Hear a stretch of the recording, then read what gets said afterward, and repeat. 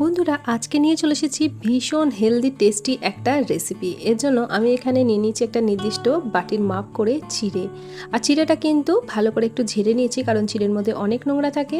এখানে নিয়েছি আমি ছোট বাটির 1.5 বাটি চিড়ে। এবার চিড়েটাকে মিক্সার গ্রাইন্ডারে ভালো করে গুঁড়ো করে নেব। এখানে একটা মিক্সিং বাউলের মধ্যে গুঁড়ো করা চিড়েটা নিয়ে নিয়েছি। বন্ধুরা এখানে মোটা বা মিহি যে কোনো চিড়ে আপনারা ব্যবহার করতে পারবেন। আর এখানে কিন্তু চিড়েটা সম্পূর্ণ একদম মিহি করে পাউডার হবে না, একটু সুজির মতো দানা দানা ভাব থাকবে। এবার ওই বাটির মাপ করেই এখানে দিয়ে দিচ্ছি সম পরিমাণে সুজি। যতটা চিড়ে নেবেন ততটাই সুজি নেবেন, আপনারা পরিমাণটা কম বেশি করে নিতে পারেন, তবে সব কিছু এখানে সম পরিমাণে ব্যবহার হবে। সুজি আর চিড়েটাকে ভালো করে শুকনো অবস্থায় একসাথে একটু মিশিয়ে দিতে হবে। এই রেসিপিটা বন্ধুরা একদম কিন্তু পারফেক্ট, যারা হেলদি রেসিপি খেতে পছন্দ করেন, যারা ডায়েটিং করছেন তাদের জন্য কিন্তু দারুণ একটা রেসিপি। এখানে দিয়ে দিচ্ছি ওই বাটির মাপ করে 2 বাটি টক দই, আর দিয়ে দেব দইয়ের বাটিটা ধুয়ে সামান্য একটু জল, ওই হাফ বাটি মতো দইয়ের বাটি ধোয়া জল দিয়ে দিলাম। এবার ভালো করে চামচ দিয়ে দইটা এর মধ্যে মিশিয়ে দিচ্ছি। যেহেতু সুজি আছে তাই একটু রেস্টে রাখতে হবে, তাহলে কিন্তু খুব ভালো করে দইটা অ্যাবজর্ব করে সুজিটা নরম হয়ে যাবে। তো এখানে কিন্তু দইটা অবশ্যই করে একটু টাটকা ব্যবহার করার চেষ্টা করবেন, খুব বেশি টক হয়ে গেলে কিন্তু রেসিপিটা ভালো লাগবে না খেতে। এবার এখানে ভালো করে আমি দেখুন মিশিয়ে দিলাম। এটাকে এবার ঢাকা দিয়ে রেখে দেবো কিছুক্ষণের জন্য। ততক্ষণে আমি একটা চাটনি বানিয়ে নেবো। তো ঢাকা দিয়ে এটাকে অন্ততপক্ষে 10 মিনিট থেকে 15 মিনিট মতো রেস্টে রাখতে হবে। এদিকে একটা ফ্রাই প্যান বসিয়ে দিয়েছি। ফ্রাই প্যানের মধ্যে দিয়ে দিলাম 1 চামচ মতো সর্ষের তেল। তেলটা ভালো করে ফ্রাই প্যানের চারিদিকে একটু ছড়িয়ে দিচ্ছি। তেলটা এখন ভালো মতো গরম হয়ে গেছে। এবার এর মধ্যে দিয়ে দিচ্ছি 1 মুঠো চিনেবাদাম। যদি আপনাদের কাছে ড্রাই রোস্ট করা চিনেবাদাম থাকে তাহলে এখানে চিনেবাদামটা আর ভাজার দরকার নেই। সেই ড্রাই রোস্ট করা চিনেবাদামটা আপনারা পরে সব শেষে এখানে ব্যবহার করে দেবেন। তবে যেহেতু আমার কাছে রোস্টেড চিনেবাদাম ছিল না, তাই আমার কাছে কাঁচা চিনেবাদাম ছিল। চিনেবাদামটা এখানে একটু তেলের মধ্যে ভেজে নিচ্ছি। গ্যাসের ফ্লেমটা লোতে রেখে একদম সুন্দর করে ভেজে নিয়েছি। এবার দিয়ে দিলাম 2টো শুকনো লঙ্কা। শুকনো লঙ্কাটাও এই বাদামের সাথে আমি সুন্দর করে ভেজে নিচ্ছি। তো এখানে বাদাম আর লঙ্কাটা ভালো করে ভাজা হয়ে গেছে। এখানে দিয়ে দিচ্ছি বেশ কয়েক কোয়া রসুন। আপনারা এখানে পেঁয়াজেরও ব্যবহার করতে পারেন, তবে আমি কিন্তু পেঁয়াজ দিইনি। আর যারা রসুন খান না এখানে রসুনটা স্কিপ করে দেবেন। এর পরিবর্তে আপনারা একটু আদার টুকরো দিয়ে দিতে পারেন। তো রসুনটাও এর মধ্যে দিয়ে ভালো করে একটু ভাজা ভাজা করে নিচ্ছি। তো সব কিছু একটু ভাজা ভাজা হয়ে যাওয়ার পর এখানে আমি ছোট্ট ছোট্ট টমেটো 4টে অ্যাড করছি। যেহেতু টমেটোগুলো একদমই ছোট ছোট ছিল তাই আমি এখানে 4টে নিয়েছি। যদি আপনাদের কাছে বড় টমেটো থাকে এখানে 1টা অথবা 2টো এখানে অ্যাড করতে পারেন। তো টমেটো দিয়ে দিলাম। এবার দিয়ে দিচ্ছি লবণ, যাতে টমেটোটা খুব তাড়াতাড়ি নরম হয়ে যায়। তো লবণ দিয়ে আবারও ভালো করে একটু নাড়াচাড়া করে এটাকে একটু ঢাকা দিয়ে রাখবো, তাহলে টমেটোটা কিন্তু একদমই নরম হয়ে যাবে। আর এই প্রসেসটা কিন্তু সম্পূর্ণটাই গ্যাসের ফ্লেমটা একদম লোতে রেখে করতে হবে। তো আমি 1 মিনিট মতো ঢাকা দিয়ে রেখেছিলাম। এখন কিন্তু টমেটোটা বেশ নরম হয়ে গেছে। আর এর হিটে গ্যাসের ফ্লেমটা আমি বন্ধ করে দেবো, এর গরমেই কিন্তু অনেকটা গলে যাবে। তো এখন আমি ভালো করে আবার একটু নাড়াচাড়া করে গ্যাসের ফ্লেমটা বন্ধ করে এটাকে সম্পূর্ণটা ঠান্ডা করে নেবো। এখন কিন্তু সম্পূর্ণটা ঠান্ডা হয়ে গেছে।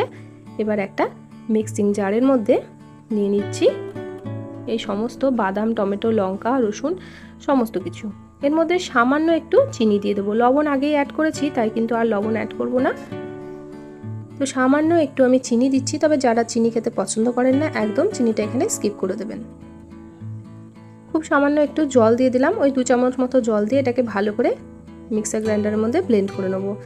তো এটা নিয়ে নিয়েছি একটা পাত্রের মধ্যে। এর উপর দিয়ে আমি অল্প একটু লেবুর রস দিয়ে দিলাম, এটা ভীষণ চটপটা লাগে।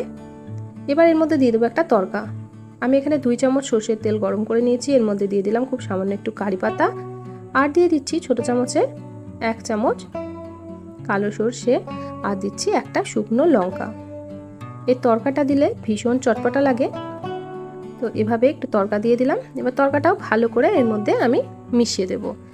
আমাদের এখানে বাদাম টমেটোর চাটনি একদম রেডি হয়ে গেছে। তো এই টমেটো বাদামের চাটনিটা একটা সাইডে আমরা রেখে দেব। এবার আমরা রেস্টে রাখা সুজি আর চিড়ের মিশ্রণটাকে এখন দেখে নিচ্ছি। এটা কিন্তু দইয়ের মধ্যে ভিজিয়ে রাখা ছিল, তার জন্য এটা কিন্তু সুন্দরভাবে ফুলে গেছে আর দইটাও অ্যাবজর্ব করে নিয়েছে। এবার এর মধ্যে দিয়ে দিচ্ছি আমি জল। ওই বাটির মাপ করে এখানে প্রথমে 1 বাটি জল দিয়ে ভালো করে একটু হ্যান্ড উইক্স দিয়ে মিশিয়ে দিচ্ছি। তারপর একটু মিশিয়ে দেওয়ার পর পরিমাণ মতো আরও একটু জল দিয়ে দেবো। তো এখানে আরও 1 বাটি জল আমি অ্যাড করে দিলাম। তো টোটালে আমি এখানে 2 বাটি জল অ্যাড করলাম। আর আগে আমি যখন দইটা মিশিয়েছিলাম তখন হাফ বাটি জল আমি অ্যাড করেছিলাম। তো টোটাল 2.5 বাটি জল এখানে অ্যাড করলাম। তো ভালো করে হ্যান্ড উইক্স দিয়ে আমি একটু মিশিয়ে দিলাম। এবার দিয়ে দিচ্ছি স্বাদ অনুযায়ী লবণ। লবণটা আপনাদের পরিমাণ মতো এখানে দিয়ে দেবেন। তো লবণটা দিয়ে আবারও ভালো করে একটু মিশিয়ে দিতে হবে। তো খুব ভালোভাবে আমি মিশিয়ে দিয়েছি। তো এভাবে আপনারা হ্যান্ড উইক্স দিয়ে এটাকে ফেটিয়ে নিতে পারেন। তো কাজটা আমি আরও তাড়াতাড়ি করার জন্য এখানে নিয়ে নিয়েছি একটা মিক্সার গ্রাইন্ডার জারের মধ্যে আমি এটাকে দিয়ে ভালো করে একবার ব্লেন্ড করে নেবো। এতে করে কিন্তু একদম স্মুথ একটা ব্যাটার তৈরি হয়ে যাবে। তবে জলের পরিমাণটা কিন্তু এর থেকে বেশি আর দেবেন না। তো এখানে দেখুন আমাদের সুন্দর একটা ব্যাটার তৈরি হয়ে গেছে। তো এখন এটাকে একটা মিক্সিং বাউলের মধ্যে ঢেলে নিলাম। আর যেটুকুটা লেগে আছে ওটাও কিন্তু মিক্সিং বাউলের মধ্যে নিলাম, এক্সট্রা কিন্তু জল দিইনি। এগুলো সেট করব, তো তার জন্য আগে একটু বাটি নিয়ে নিয়েছি। বাটির মধ্যে অল্প একটু তেল দিয়ে বাটিগুলোকে আমি রেডি করে নিচ্ছি। এই কাজটা কিন্তু আগেই করে নিতে হবে, কারণ ব্যাটারটা রেডি হয়ে গেলে কিন্তু রেস্টে রাখা যাবে না। আর কিছুটা আমি আপ্পাম প্যানের মধ্যেও বানাবো। তো এর পরিবর্তে আপনারা কিন্তু ইডলি মেকারেও এগুলো বানিয়ে নিতে পারেন, বা যে কোনো স্টিলের বাটির মধ্যেও আপনারা বানিয়ে নিতে পারেন। তো আমি দুইভাবে আপনাদেরকে দেখিয়ে দিচ্ছি। তো আপ্পাম প্যানের মধ্যেও অল্প একটু আমি তেল ব্রাশ করে নিলাম। এবার ব্যাটারটার মধ্যে দিয়ে দিচ্ছি ছোটো চামচের 1 চামচ বেকিং পাউডার। আমি কিন্তু বেকিং সোডা দিইনি বন্ধুরা, বেকিং পাউডার দিয়েছি। তো বেকিং পাউডারটা দিয়ে ভালো করে হ্যান্ড উইক্স দিয়ে ফেটিয়ে নিতে হবে। তো বেকিং পাউডার দেওয়ার পর কিন্তু এটা রেস্টে রাখা যাবে না।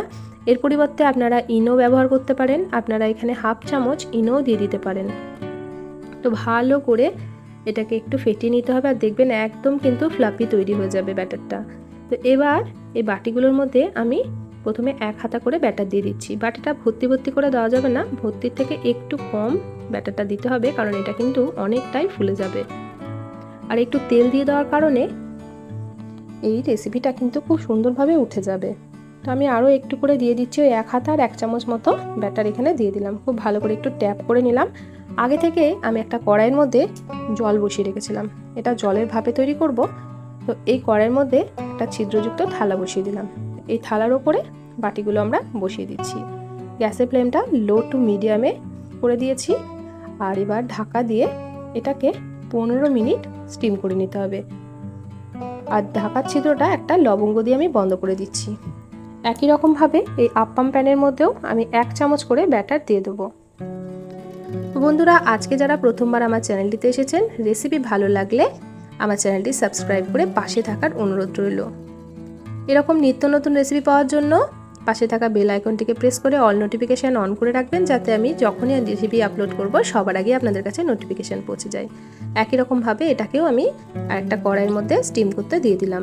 এটাকে ঢাকা দিয়ে আমি 5-6 মিনিট মতো রেখে দেবো। এটা কিন্তু সময় লাগবে না বেশি, যেহেতু খুব অল্প পরিমাণে আছে। তো আমি মোটামুটি 6 মিনিট পর এটাকে আমি একটু চেক করে নিচ্ছি টুথপিক দিয়ে।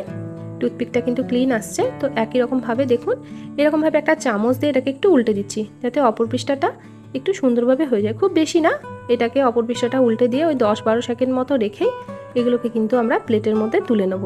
এগুলো কিন্তু আমাদের একদম রেডি হয়ে গেছে। আর বাটিতে যেটা আমরা বানাচ্ছি সেটা যেহেতু অনেকটা ব্যাটার আছে, তাই ওটা কিন্তু অন্ততপক্ষে 15 থেকে 20 মিনিট মতো সময় লাগবে। তো এইভাবেই সবগুলোকে উল্টে দিয়ে অপর পৃষ্ঠাটাও একটু ওই 10-15 সেকেন্ড মতো স্টিম করে তারপর এগুলোকে আমরা একটা প্লেটের মধ্যে তুলে নেব। তো এইদিকে প্রায় 15 থেকে 17 মিনিট পর আমি ঢাকনাটা খুলে দিয়ে একটা টুথপিক দিয়ে চেক করে নেবো যে এটা টুথপিকটা ক্লিন আসছে কিনা। তো এখানে দেখুন টুথপিকটা কিন্তু একদমই ক্লিন এসেছে, মানে এটা একদমই রেডি হয়ে গেছে।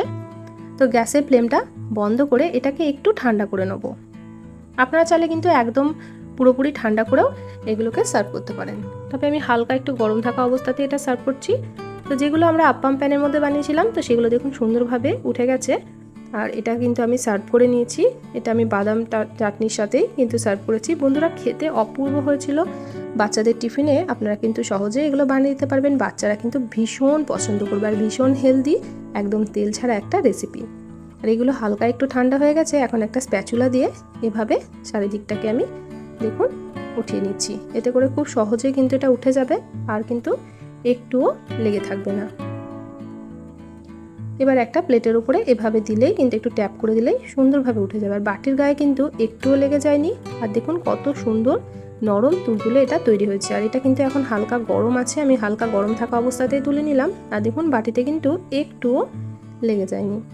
একবার হলেও বন্ধুরা এই রেসিপিটা বানিয়ে দেখবেন, আমাকে কমেন্ট করে জানাতে ভুলবেন না আপনাদের এই রেসিপিটা কেমন লাগলো।